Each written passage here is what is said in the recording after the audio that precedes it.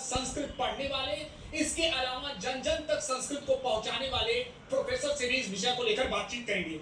Ma'am, आपने पहले अनिरुद्धाचार्य का बयान सुना होगा, इसके बाद अब प्रेमानंद महाराज का बयान, क्या कहेंगे?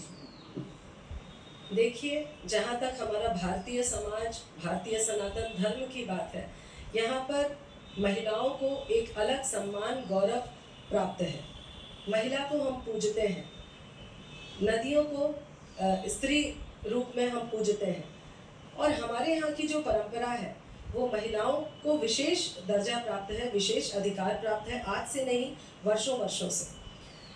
तो ऐसे देश में, ऐसे सनातन धर्म का पालन करने वाले देश में धर्माचार्यों द्वारा इस तरह का बयान एक महिला के लिए उसकी निजता, उसकी पवित्रता एक सम्मान और गौरव का विषय होता है।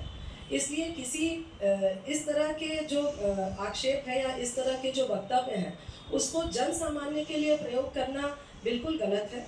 इस तरह का, और चूंकि ये धर्माचार्य, इनका पूरे विश्व में प्रचार प्रसार है, लोग इनको सुनते हैं, तो ऐसे पद पर प्रतिष्ठित व्यक्तियों द्वारा, धर्माचार्यों द्वारा, जिनको लोग आचरण में शामिल करते हैं, जिनके वक्तव्यों को पालन करते हैं और उन्हें पूजते हैं, एक तरह से ईश्वर का दूत उन्हें माना जाता है, और उनकी तरफ से अगर इस तरह से जन सामान्य के लिए और महिलाओं के लिए इस तरह के वक्तव्य होने लगेंगे तो निश्चित रूप से यह समाज में एक विघटन का कारक होगा।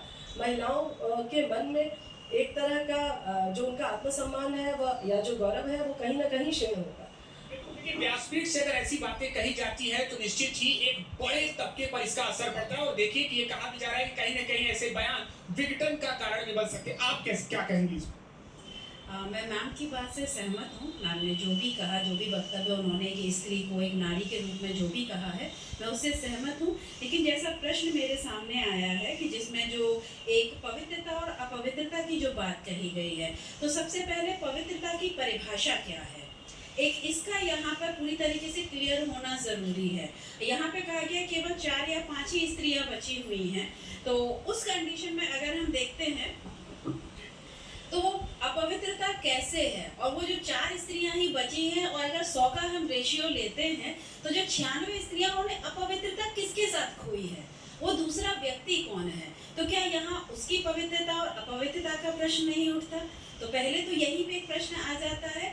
और अभी ये कितना सही रूप से सही है, ये जो जिस तरीके से चीज़ें वायरल हो रही हैं, एक दूसरा पहलू ये भी है कि कई बार बड़ी बड़ी चीज़ों को गलत तरीके से भी दिखाया जाता है, जो कि एक कारण बनता है जन सामान्य में, समाज में, जो कि जैसा हमने कहा कि विघटन का ये कारण है। इस तरीके से बहुत सारे रीजंस आ जाते हैं जिसके चलते लोगों को लगता है कि गलत कहा गया है। इससे पहले अनिरुद्ध आचार्य जी ने अपना वक्तव्य, अपना पर्सनल इंटरव्यू दिया, और उन्होंने कहा कि उनकी वीडियो को किसी ने बीच में से काट दिया, क्रैक कर दिया और उसको शो कर दिया।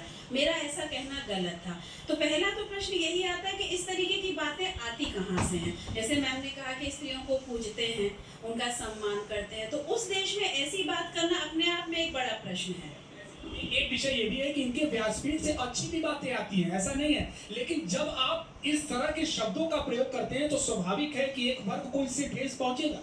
बिल्कुल पहुंचेगा, और वो वर्ग कौन सा है? स्पेशली वो वर्ग एक महिला वर्ग ही है। उनका अपना जो एक सेल्फ, जो एक स्वाभिमान जिसको हम कहते हैं, जो एक उनका अपना सेल्फ रेस्पेक्ट है, वो कहीं ना कहीं उसका हनन हो रहा है। इस तरीके से आप कैसे किसी को बता सकते हैं कि वो पवित्र है और अपवित्र है? और पवित्र और अपवित्र की पहले परिभाषा होनी चाहिए। क्या वो केवल एक ही भाग के लिए? समाज में तो दोनों रंग करते हैं, स्त्री भी और पुरुष भी।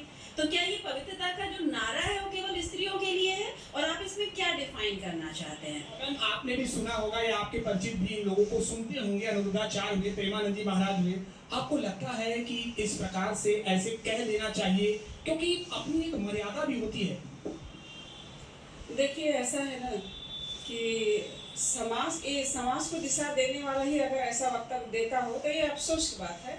उस देश में जहाँ सदियों से पुरातन परंपरा रही है कि महिलाओं को पूजा जाता रहा है।